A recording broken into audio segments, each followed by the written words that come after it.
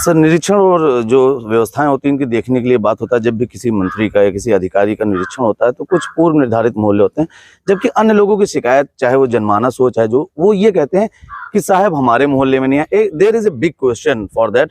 इसके लिए सर क्या कुछ तैयारी नगर विकास के तौर पर आप करने जा रहे हैं, और क्या कुछ ऐसा होगा ताकि जनता को ये लगे कि हाँ कुछ ऐसा हो रहा है जिससे उन्हें लाभान्वित होने का मौका मिलेगा? जिस हिसाब से बढ़ रहा है उसके हिसाब से संसाधनों की उपलब्धता और रिसोर्स का एलोकेशन भी एक अपने आप में चैलेंज है। बहुत सारी कॉम्पिटिंग डिमांड्स होती हैं जी। लेकिन मुझे पूरा विश्वास है कि शासन स्तर पर जो प्राथमिकता नगर निगमों की या नगर पालिकाओं की, नगर पंचायतों की है, और अर्बनाइजेशन पर जिस तरह का फोकस है, तो धन या संसाधन की कमी संभवतः नहीं आने दी जाएगी। रही बात आपके जो संसाधनों की कमी, आपने बताया कि मैन पावर की व्यवस्था में कमी है, तो मैन पावर के लिए भी आवश्यक जो इनके परिलक्षित होंगी जहाँ पे कमियां, उनके बारे में भी हम लोग शासन स्तर पर चर्चा करेंगे और शीघ्र ही इसके दिशा में भी कोई निर्णय शासन स्तर से ही लिया जाए। दिए गए निर्देशों के क्रम में अब जनपद में निरीक्षण किए जा रहे हैं। अभी हाल ही में अगर बात करें तो बाराबंकी में नगर विकास मंत्री ए के शर्मा का भी निरीक्षण हुआ था। उसके बाद इस सेवा पखवाड़े के तहत नगर विकास आयुक्त अयोध्या मंडल अयोध्या आज बाराबंकी आए हैं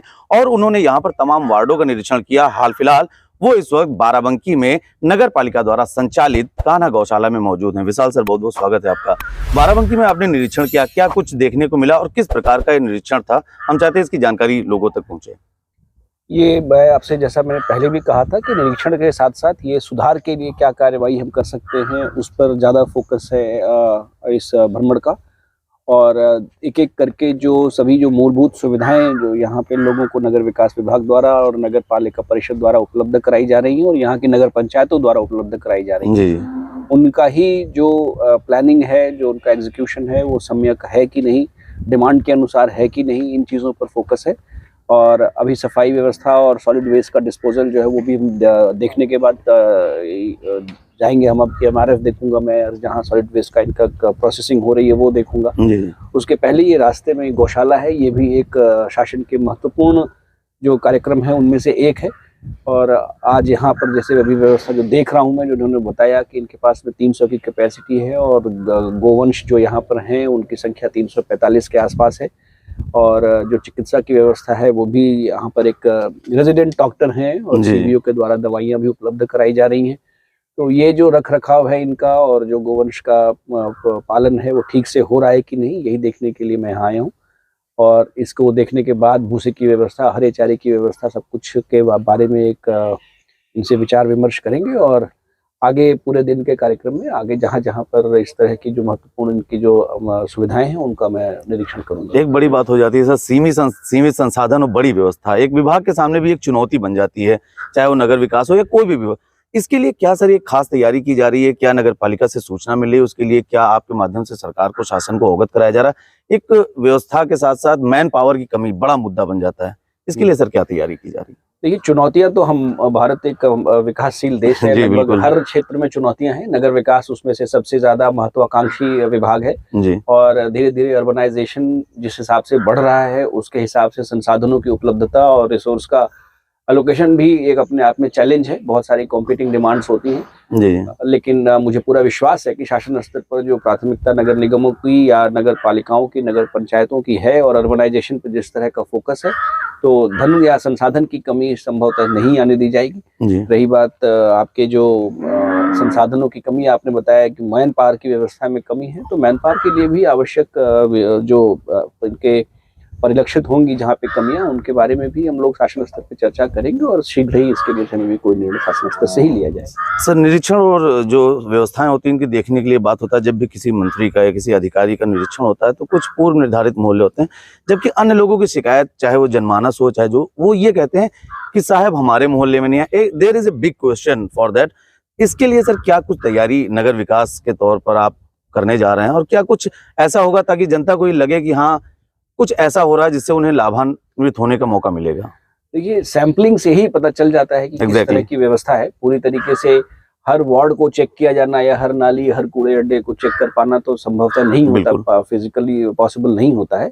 लेकिन जो हमारे अधिकारीगण हैं जो यहाँ पे लगे हैं, अगर उनको ये विचार पता हो या ये बात पता हो कि ये कोई उनकी कमी खोजने का प्रयास नहीं है, बल्कि उनका सहयोग करके और किस प्रकार से उनको और सुदृढ़ किया जा सकता है, इसका प्रयास होता है, तो वो भी खुल के सामने आते हैं और अपनी सब परेशानियां भी बताते हैं, जनता की परेशानियां भी बताते हैं। और कुछ आप जैसे जो पत्रकार बंधु हैं उनके द्वारा भी जानकारी मिलती है कि कहाँ पर हमें फोकस करने की जरूरत है।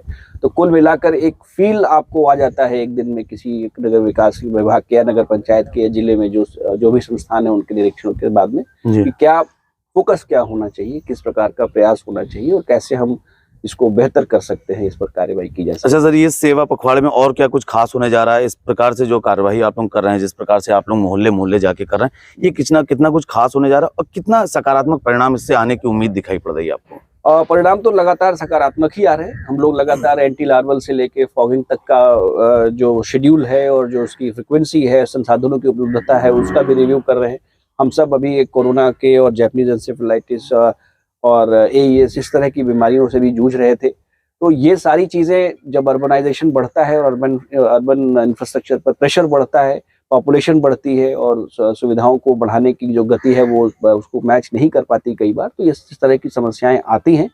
लेकिन बार बार रिव्यू करने से, बार बार देखने से हमारा फोकस शिफ्ट होता है और हम समझ पाते हैं किस जगह पे हमें इस समय वर्तमान में फोकस ज़्यादा करना है। तो उन सभी चीज़ों का एक सकारात्मक प्रभाव आ रहा है। जैसा आज इन्होंने बताया कि यहाँ पे डेंगू का केवल एक केस पॉजिटिव आया है, तो अपने आप में एक लगातार घटता हुआ क्रम दिखाई पड़ता है। तो ये कहीं ना कहीं हमारे जो प्रयास है, जो नगर विकास का प्रयास है, जो हमारे अधिकारियों कर्मचारियों का प्रयास है और जनता का प्रयास है, सबने मिलकर एक साथ सहयोग करके जो एक व्यवस्था को ठीक करने का प्रयास किया, उसी का रिजल्ट है सर। और इसका रिजल्ट सकारात्मक ही आएगा। आप ही की बात के अनुपालन में एक अंतिम सवाल हमारा ये है, तमाम लोग सवालिया निशान लगाने वाले होते हैं, साथ ही कुछ ऐसे लोग होते हैं जो जनता में जागरूक रहते हैं। हाल ही में नगर विकास मंत्री जी का यहाँ पर निरीक्षण हुआ, उन्होंने कूलर खुलवा के देखा, कई जगह देखा तो उसमें पानी नहीं था, तो उन्होंने उन लोगों की पीठ थपथपाई। क्या कुछ ऐसा विभाग सोच रहा है कि जो ऐसे जागरूक लोग हैं जो समाज के बीच हैं, उनको प्रोत्साहित किया जाए, उनको सम्मानित किया जाए, ताकि इससे एक लोगों के बीच एक सकारात्मक संदेश जाएगा, तो हो सकता है स्वच्छता के प्रति और आगे बढ़े? क्या कुछ ऐसा विचार कर सकते हैं? बिल्कुल, आपने अभी खुद बताया आपने कि माननीय मंत्री जी ने उनकी पीठ थपथपाई, तो एक प्रोत्साहन ऐसे जो ओपिनियन लीडर्स हैं, जो समाज के जागरूक वर्ग के लोग हैं, जो बाकी लोगों को भी जागरूक करते हैं और समझाते हैं कि किस प्रकार से एक जिम्मेदार नागरिक का जो कर्तव्य है वो भी निभाएं।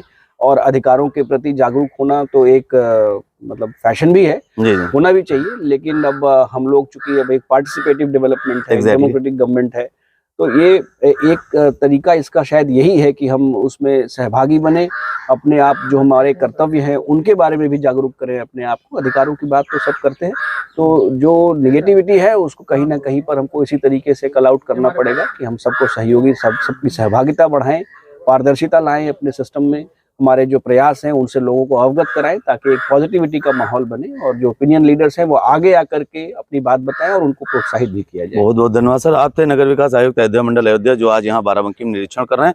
उन्होंने तमाम महत्वपूर्ण बातें भी बताई और किस प्रकार से निरीक्षण कर रहे हैं और क्या खामियां मिल रही, क्या अधिकारियों को निर्देश दिए जा रहे हैं, उसके बारे में भी पूरी जानकारी दी। साथ ही उन्होंने ऐसे लोगों के लिए भी आह्वान किया है जो समाज में जागरूक हैं, ताकि जागरूक लोग आगे आए, जिससे समाज में और सकारात्मकता बढ़ सके। इसके साथ ही उन्होंने संसाधनों के अभाव पर भी एक बड़ी बात कही कि किसी भी प्रकार से ऐसे संसाधनों का अभाव नहीं होएगा जिससे जनता की समस्याओं के निराकरण में समस्या है। जनपद बाराबंकी से सरदार परमजीत सिंह बाबा के साथ नितेश मिश्रा।